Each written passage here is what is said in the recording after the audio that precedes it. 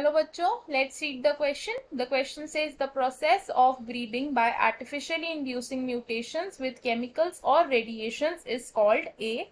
Artificial breeding, B. Chemical breeding, C. Synthetic breeding, D. Mutation breeding.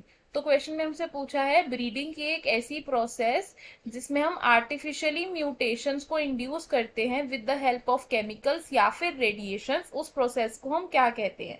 हमें 4 options दिए हैं, हम इन 4 ऑप्शंस में से क्या करना है, करेक्ट ऑप्शन को बताना है।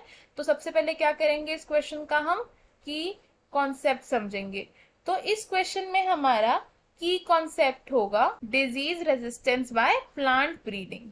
डिजीज रेजिस्टेंस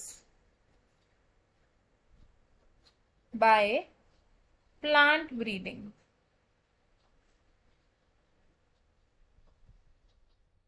प्लांट ब्रीडिंग यानी कि intentional manipulation of plant species, जिससे कि हमें क्या मिलता है, डिजायर्ड कैरेक्टर्स मिलते हैं। प्लांट ब्रीडिंग क्या होता है, इंटेंशनल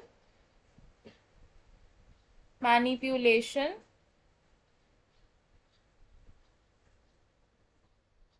ऑफ प्लांट स्पीशीज। और प्लांट ब्रीडिंग से हम क्या कर सकते हैं, डिजीज रेजिस्टेंस को एक्वायर कर सकते हैं, जिसके हमारे पास 2 मेथड्स होते हैं। ये 2 मेथड्स कौन कौन से हैं। फर्स्ट मेथड को हम कहते हैं conventional breeding,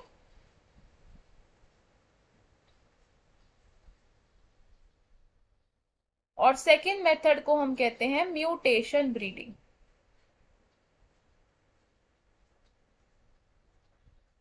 conventional breeding method में क्या होता है, सिलेक्शन एंड हाइब्रिडाइजेशन टेक्निक्स का यूज होता है। Selection and hybridisation. और म्यूटेशन ब्रीडिंग में क्या होता है कि आर्टिफिशियली म्यूटेशंस को इंड्यूस किया जाता है, यानी कि क्या किया जाता है, बेस सीक्वेंस को चेंज किया जाता है विद इन द जीन्स। तो म्यूटेशन ब्रीडिंग में क्या होता है, mutations are induced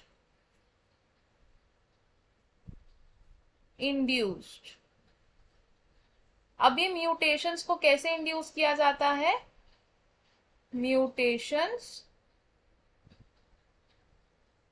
are induced by, mutations को हम इंड्यूस कर सकते हैं या तो केमिकल्स की हेल्प से या फिर गामा रेज की हेल्प, बाय केमिकल्स और गामा रेज। तो हमें हमारे क्वेश्चन का आंसर मिल गया। क्वेश्चन में हमसे क्या पूछा था, एक ऐसी प्रोसेस जिसमें हम आर्टिफिशियली म्यूटेशंस को इंड्यूस कर रहे हैं with the help of chemicals या फिर रेडिएशन, तो उस प्रोसेस को हम क्या कहते हैं। तो हमारा करेक्ट आंसर होगा इस क्वेश्चन में ऑप्शन डी, यानी कि म्यूटेशन ब्रीडिंग। हम इसे लिख लेंगे, we will write option D is correct. Option D is correct. अब देख लेते हैं कि बाकी ऑप्शंस क्यों इनकरेक्ट है। ऑप्शन ए से आर्टिफिशियल ब्रीडिंग, तो आर्टिफिशियल ब्रीडिंग में म्यूटेशंस इंड्यूस नहीं होती हैं, तो ये ऑप्शन रॉन्ग हो जाएगा। ऑप्शन बी से केमिकल ब्रीडिंग, केमिकल ब्रीडिंग में हम आर्टिफिशियली म्यूटेशंस को इंड्यूस नहीं करते, जिस वजह से ये ऑप्शन भी रॉन्ग हो जाएगा।